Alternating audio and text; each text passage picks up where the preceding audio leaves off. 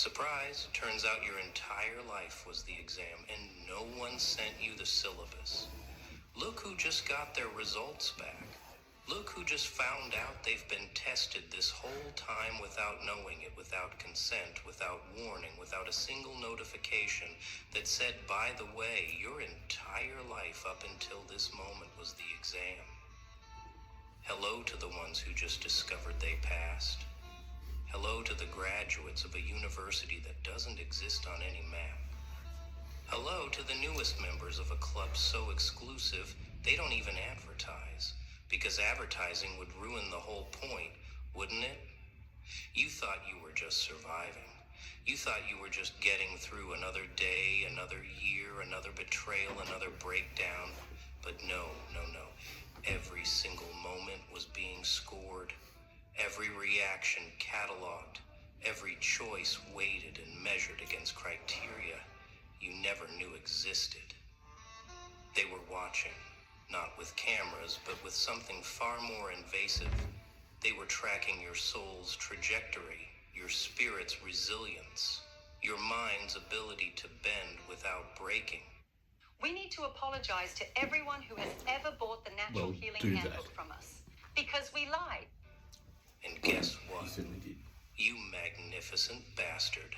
You passed with flying colors. The test wasn't in the classroom. It was in the kitchen at 3 a.m. when you couldn't sleep. It was in the bathroom mirror when you couldn't recognize yourself. It was in the parking lot when you sat in your car for an hour. Because going inside meant pretending to be okay again. Every moment you thought you were failing was actually you answering the real questions. The ones that matter. The ones that separate the players from the pawns. The architects from the assembled. The conscious from the comatose. And now here you are, holding an invitation you can't quite see, but can definitely feel burning in your chest like a second heartbeat, like a GPS coordinate to a dimension you always suspected existed but could never prove. Welcome, welcome, welcome to the other side of the mirror, where the real game begins, where the training wheels come off, where the safety nets dissolve, and the actual players step onto the field. Not to compete, but to create, not to win, but to rewrite what winning even means. Let me tell you what the test was really about, because they'll never put this in any textbook, they'll never teach this in any school, they'll never broadcast this on any frequency the masses can access. The test was simple. Can you maintain your authenticity while the entire world tries to standardize you? Can you keep your fire burning while everyone around you pours water on your flames? Can you stay awake while the system rocks you to sleep with its lullabies of conformity and comfort? You see, everyone gets tested, but not everyone knows they're being tested. Most people think life is just happening to them randomly, chaotically, without purpose or design. But you started noticing the patterns, didn't you?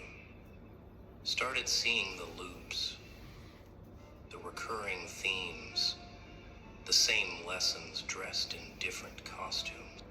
You started realizing that every person who hurt you was actually a question. Every loss was actually an equation. Every betrayal was actually a multiple choice, where all the obvious answers were wrong. The exam had multiple sections, and you didn't even know you were taking them. There was the loneliness module, where they measured how long you could stand in empty rooms without losing your mind. There was the betrayal unit, where they calculated how many knives you could pull from your back and still keep walking. There was the rejection semester, where they tracked whether you'd internalize the no's or use them as fuel. Make sense. There was the loss practicum, where they observed whether you drown in grief or learn to breathe underwater. And through it all, through every section, every module, every pop quiz disguised as trauma, you kept something they didn't expect you to keep. You kept your core. You kept that spark, that thing that made you different from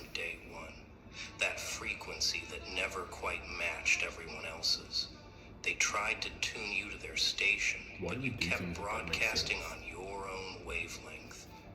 They tried to format you to their specifications, but you kept glitching in ways that made their whole system stutter. Now let's talk about how you were graded. Because this wasn't your typical pass/fail situation. This wasn't about right or wrong answers. This was about something far more complex, far more beautiful, far more terrifying. They weren't grading your performance, they were grading your essence. They weren't measuring what you did, they were measuring what you refused to do, what you refused to become, what you refused to accept as truth. Every time you chose authenticity over approval, that was points. Every time you chose growth over comfort, more points. Every time you chose truth over harmony, points, points, points, accumulating in an account you didn't know existed. But here's the twist. They were also tracking something else. Your ability to fail with grace, your capacity to be wrong without shattering your willingness to burn everything down and rebuild from scratch, without becoming bitter. Because you see, the Players Club isn't for the perfect, it's for the persistent. It's not for the flawless, it's for the fearless. It's not for those who never fell. It's for those who fell so many times they learned to make falling look like flying. You got extra credit for every breakdown that became a breakthrough, bonus points for every ending that became a beginning, advanced placement for every death that became a resurrection, and the highest scores, the ones that got you this invitation, they came from the moments nobody saw, the moments you chose integrity when nobody was watching. One or two. The moments you helped someone who could never help you back. The moments you forgave without anyone knowing you were even hurt. Those silent victories, those invisible triumphs, those were worth more than any public achievement, any social media validation, any external recognition could ever be worth. Capturing life's sparkling moments. Can't make that up. From the first step to that big step. From a moment of fun. You weren't the only one being tested, of course. The whole world was enrolled in this invisible university. But here's what separated you from the others. They thought the test was about competing with each other. They thought it was about being better than someone else, about climbing higher, stepping on shoulders, racing to some finish line. But you figured out something crucial.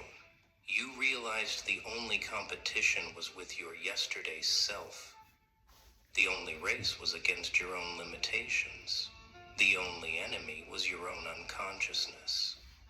While they were busy comparing themselves to others, you were busy composing yourself. While they were collecting followers, you were collecting lessons. While they were building resumes, you were building character.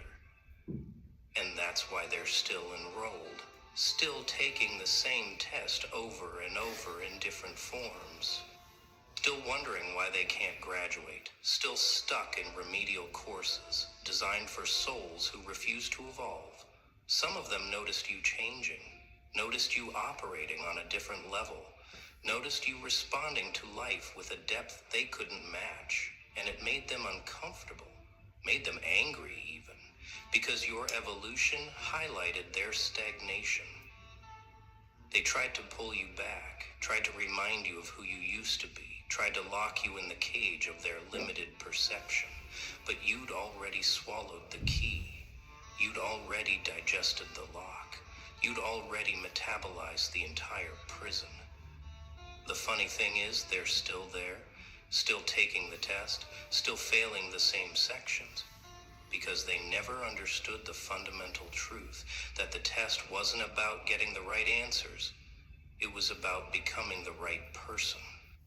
They're still trying to hack the system with shortcuts, still trying to cheat with borrowed wisdom, still trying to fake their way to graduation.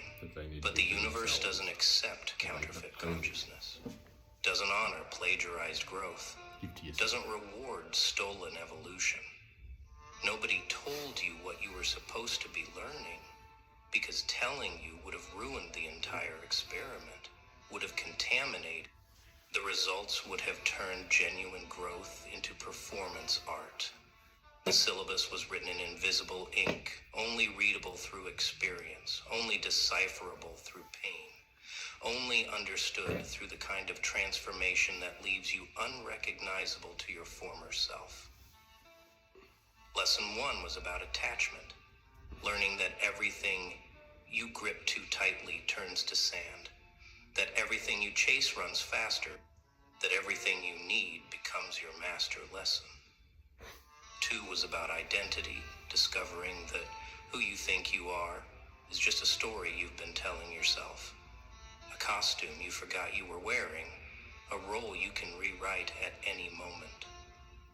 Lesson 3 was about power, realizing that real power doesn't announce itself, doesn't need validation, doesn't require anyone else to acknowledge its existence. But the advanced lessons, the ones that got you here, those were different. Those were about paradox, about holding multiple truths simultaneously, about being soft and strong, broken and whole, empty and full, all at the same time. You learned that healing isn't about getting better, it's about getting real. That success isn't about winning, it's about playing a different game entirely. That love isn't about finding someone, it's about becoming someone worth finding. The curriculum included courses you never signed up for. Advanced heartbreak theory, where you learned that every ending is actually a beginning in disguise. Quantum loneliness, where you discovered that solitude is just the universe making space for your expansion. Applied betrayal, studies where you understood that everyone who left was just clearing the path for who's coming. These weren't just lessons, they were initiations, each one preparing you for this moment, this revelation, this invitation to join the ranks of those who've transcended the ordinary game. So, now you're here, standing at the threshold of the Players Club. Not because you applied, not because you were chosen, but because you became undeniable through your own transformation. This isn't a club you join, it's a frequency you achieve. It's a level of consciousness you embody. It's a way of being that separates you from the sleeping masses, who are still dreaming they're awake. The Players Club operates on different rules, entirely. Different physics, different economics, different relationships with time, space, and possibility. Here? Do you want to make a movie? Do you want to be a film director? Well, you can make a movie now in the Melbourne 5-month. Success isn't measured in dollars. It's measured in depth. Wealth isn't about what you have. It's about what you've survived and turned into wisdom. Here, power isn't about control over others. It's about mastery over yourself. Influence isn't about followers. It's about the ripples you create in consciousness itself. As a new member, you need to understand that everything changes. Now, the way you move through the world, the way the world moves through you, the way reality responds to your presence, it all shifts because you're no longer playing by the old rules. You're not just participating in reality anymore, you're co-creating it. You're not just experiencing life, you're authoring it. You're not just here, you're here on purpose, with purpose as purpose itself. The other members, you can recognize them now, can't you? They have that look in their eyes that says, I know something you don't know yet, but you will. They move through crowds like ghosts who've learned to walk through walls. They speak in frequencies that only other graduates can fully hear. They're the ones who smile during storms, who get calmer as things get chaotic, who seem to have an invisible agreement with the universe that whatever happens is exactly what needs to happen. You use lust simply to enforce your agreement with the universe. That whatever happens is exactly what needs to happen. With this graduation comes weight, not burden, but weight, like gravity, like presence, like the kind of mass that bends space around it. You're responsible now, not to anyone but to the truth you've earned through your trials. You can't go back to pretending. You can't return to unconsciousness. You can't unsee what you've seen, unknow what you know, unfeel what you've felt. The bell has been rung, and it can't be unrung. My husband is blackmail. He's been through some, and the bell has been rung, and it can't be unrung. You're responsible for maintaining your frequency even when the whole world is static. You're responsible for holding your truth even when lies are more comfortable. You're responsible for your light, especially in the darkness, especially when others need to see that it's possible to glow after being burned. This isn't about being perfect, it's about being present. It's about showing up as yourself, even when yourself is still under construction, still being renovated, still being refined in the fire. There's a responsibility to the others still taking the test, not to give them answers, because that would rob them of their own transformation, but to be living proof that the test can be passed, that the transformation is possible, that there's something on the other side of all this suffering. Your existence becomes a breadcrumb for others following the path, a lighthouse for ships still lost in the storm. A frequency that whispers, keep going, it's worth it. Trust me, I know. But the biggest responsibility is to yourself to honor what you've been through by not going backward, to respect your journey by not diminishing it, to celebrate your graduation by actually living like someone who's passed the test. This means no more playing small, no more dimming your light, no more apologizing for being too much. No more shrinking to fit into spaces that were never meant to contain you in the first place. You've outgrown those containers, and it's time to build new ones. Or better yet, live without containers at all. The game you're playing now has different objectives, different rewards, different ways of keeping score. It's not about winning or losing, because those concepts only exist when you're competing. And you're not competing anymore. You're creating. The old game was about survival. This game is about expansion. The old game was about fitting in. This game is about standing out. The old game was about following rules. This game is about writing them. In this new game, every challenge is an opportunity to demonstrate mastery.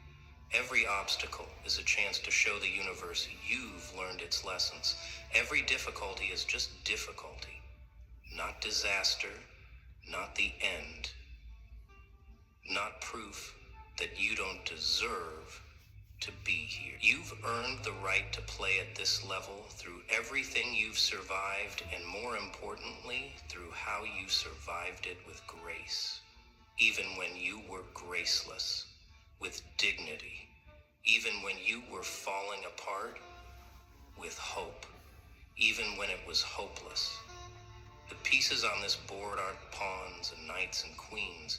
They're possibilities and probabilities and potential realities waiting to be selected.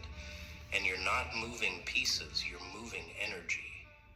Hey, if you live in Australia and do any type of hard labor job, whether that's construction, oil, mining, landscaping, you're not playing against opponents. You're playing with co-creators. Everyone at this level understands that competition is an illusion, that there's enough room for everyone to win their own game, that someone else's success doesn't diminish yours, it amplifies it. And the new game requires new strategies, like knowing when to move and when to be still, when to speak and when to let silence do the talking, when to push and when to allow, when to hold on and when to let go completely. These aren't strategies you can learn from books or courses or mentors. These are strategies that emerge from your own deep knowing, from the wisdom you've earned through your trials, from the intuition you've developed through navigating the darkness with no map, no guide, no guarantee. And that, to me, is the ultimate deep darkness. No map, no guarantee. With your graduation comes a gift, but it's not what you'd expect. It's not success, or money, or recognition, or even happiness in the traditional sense. The gift is clarity. The kind of clarity that comes from seeing through all the illusions that used to control you. You can see now, can't you see, through the performances people are giving, see through the masks they're wearing, see through the stories they're telling themselves and others, see through it all to the truth underneath. This clarity is both blessing and burden, because once you see, you can't unsee. Once you know, you can't unknow. Once you understand the game most people are playing, you can't pretend to be interested in playing it anymore. The small talk becomes unbearable. The surface level relationships become impossible. The fake becomes so obvious it's almost painful to witness. But this is the price of admission to the Players Club. The price of seeing reality without filters. The price of seeing reality without filter. But here's the beautiful part. With this clarity comes freedom. The freedom to choose your reality rather than accept the one being sold to you. The freedom to write your own story rather than read from someone else's script. The freedom to be yourself so completely that it becomes a revolutionary act. You're free now from the need for approval, from the addiction to validation, from the prison of other people's opinions, from the tyranny of trying to be understood by people committed to misunderstanding. The gift includes access to resources you didn't know existed, not physical resources, but energetic ones. Synchronicities that guide you, intuition that never lies, flow states that last for hours, creative downloads that come from nowhere and everywhere simultaneously. These resources were always available, but you couldn't access them until you passed the test, until you proved you could handle them, until you demonstrated you wouldn't waste them on small dreams and petty desires. Now comes the integration phase, where you learn to walk in both worlds simultaneously, the world of the players and the world of those still taking the test. This is perhaps the most challenging part, because you can't fully leave one for the other. You have to bridge them. You have to learn to speak both languages. The language of transformation and the language of the everyday. The language of consciousness and the language of commerce. The language of spirit and the language of matter. Talk. Integration means not becoming so elevated that you lose touch with humanity, not becoming so evolved that you forget what it feels like to struggle, not becoming so powerful that you forget what it feels like to be powerless. You need to remember, because remembering keeps you humble, keeps you compassionate, keeps you connected to the very pain that prepared you for this elevation in the first place. This phase requires you to be a translator between worlds, to take the wisdom you've gained and make it digestible without diluting it, to share your light without blinding people, to be a bridge that others can cross when they're ready. But remember, you're a bridge, not a taxi service. You can show the way, but you can't carry anyone across. They have to walk their own path, take their own test, earn their own graduation.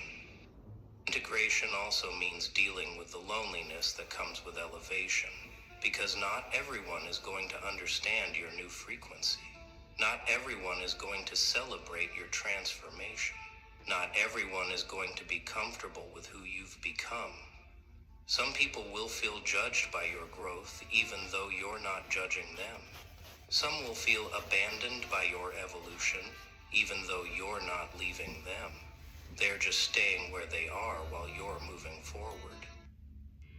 Because of this year, I'm still teaching and training, but when you finished and you come back to here and sit down here, The end. Another one. How long? I love these. These are beautiful. Grim Grits, the channel on YouTube, it just showed up a few weeks ago or so for me on my YouTube channel. This year for me has been utterly unforeseen, unexpected, consciously. The whole add-in. Wouldn't have done that last year. Everything I've needed shows up when I need it. This year more than ever.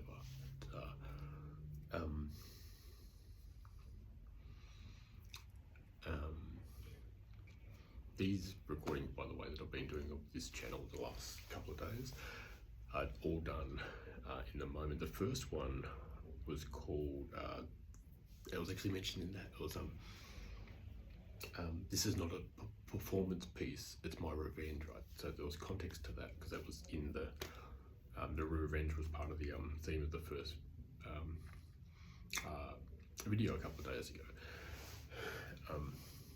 And I'd only listened to, I think, the first 5 minutes of that at the time, and I thought, I'm going to just do a live impromptu recording to that, and that's what they've all been, so ever since then. The others I've just started from scratch without listening to any of it. A lot of tough stuff, yeah, like, I don't know, what you're feeling, when you hear this stuff, and whether it's, how I, in the moment, respond to this stuff. This is all, for me, very real, in the moment. Not just these performances, these recordings, but I've reached out to this guy a couple of days ago by sending him one of these videos to see if he wants to collaborate. I think it's a guy, I don't know the person's gender, but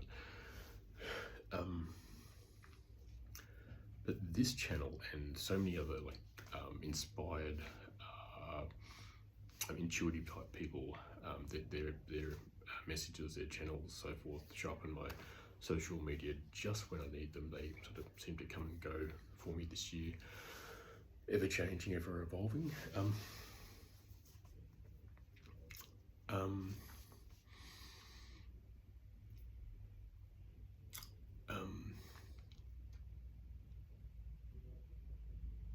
I forgot what I was going to say. It's been like incredible.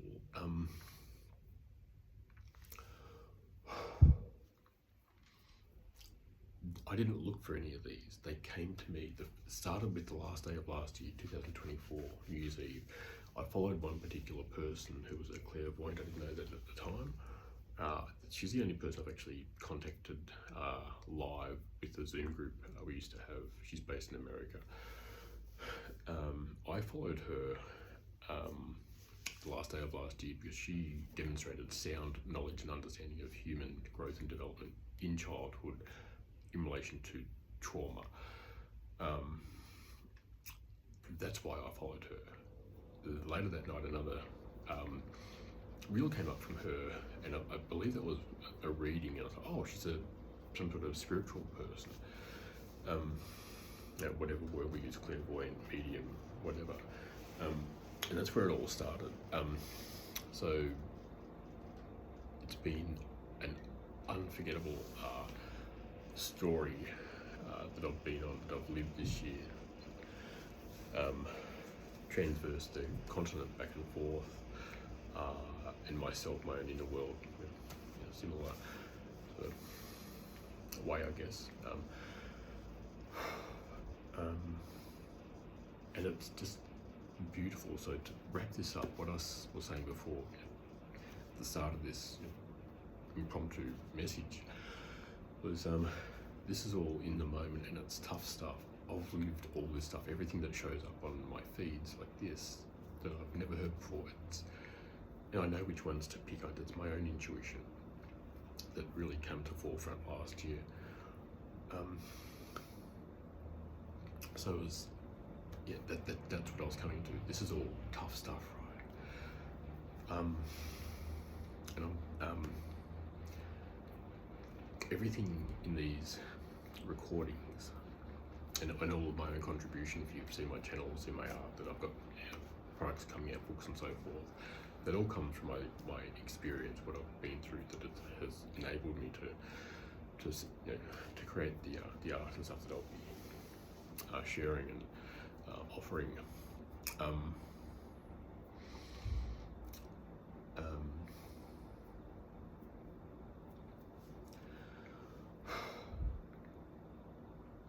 So the point for me saying that, that this is mirroring, what I've been through. Obviously, whoever wrote this knows they must have experience to write this stuff.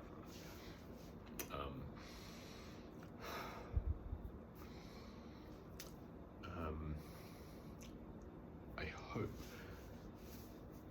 you're watching this to this point for this particular video because you have hope. If that's the case, if there's something you're hoping for by hanging around in this video to watch to the end, I'm going to leave by saying, just give me a few seconds.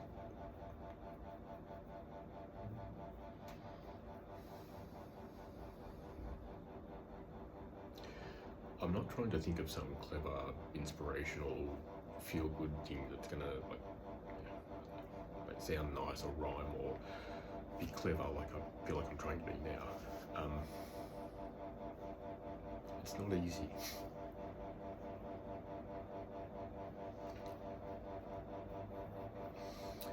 None of it was easy. As I said, everything in these are real. There's got to be other people out there. I had wondered, been wondering for a while, if a lot of these messages that show up on my feed can only be about me. They're not.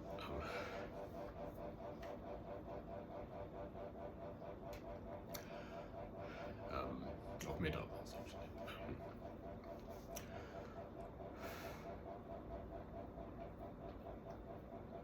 In so many ways, this year alone, I thought my situation was unsurvivable. Even after walking through immense survivable metaphoric fires. I was actually at that point, that night back in Margaret River in Western Australia earlier this year, where I realised that my situation, or my perception at the time was that my situation wasn't sustainable. That was the word I used because I couldn't show up around people and we don't survive without human contact. And I was going to call a friend of mine over in America and let her know that I didn't want to have that conversation and felt that's what I need to do. I was meant to do that. That's why I didn't do it. Instead, the next morning, after sitting in my car for a few hours, I persisted. I drove to a nearby nature reserve. I went for a short walk just before my first due appointment with a particular therapist that I was had just teed up that Zoom meeting. And one of the first things I shared with him was that just as I got back to the car park from the bushwalk, it hit me intuitively that the path leads somewhere, right? A metaphor from storytelling, actually.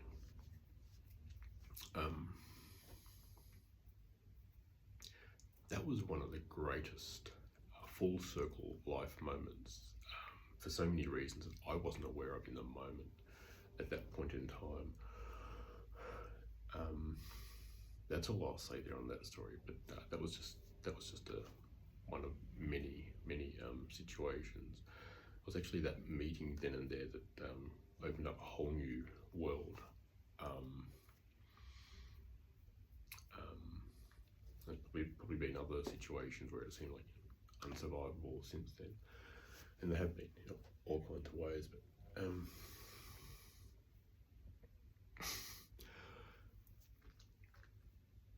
when it seems like there's no path, as I said to that person at the end of that call, I can't feel a path or see it.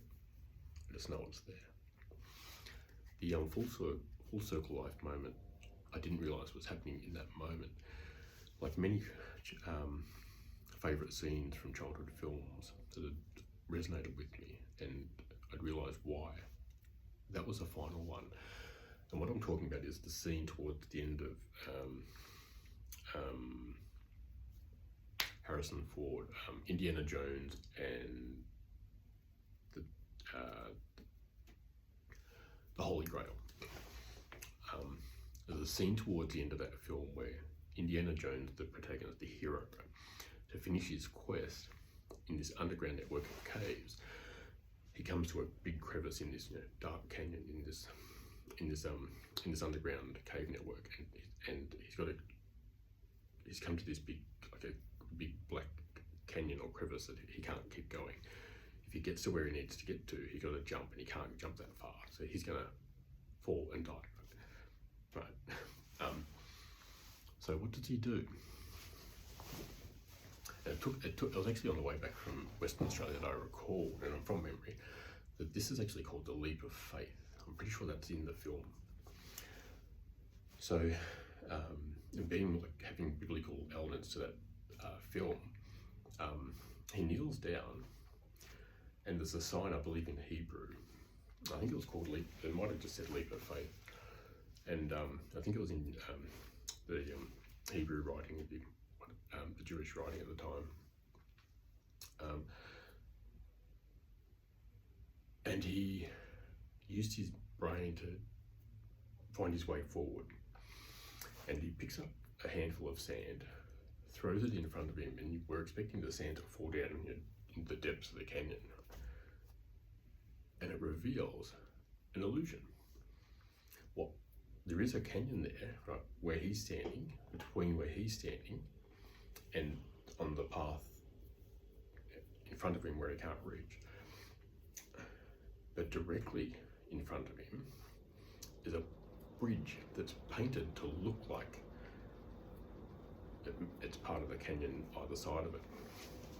Because the sand grains hover, they appear like they hover in midair, until from memory the camera angle changes and you see, oh, it's an optical illusion.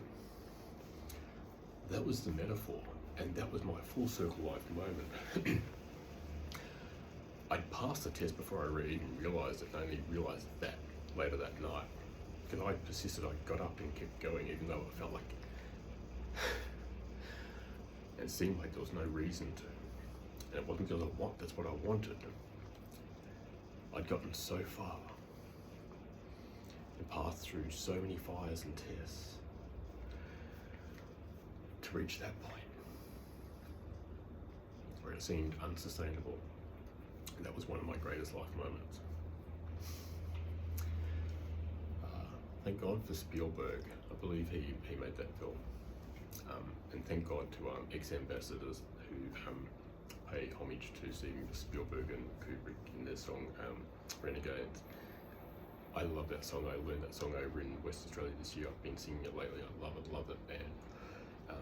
I could go on forever. I'll stop. Thank you guys.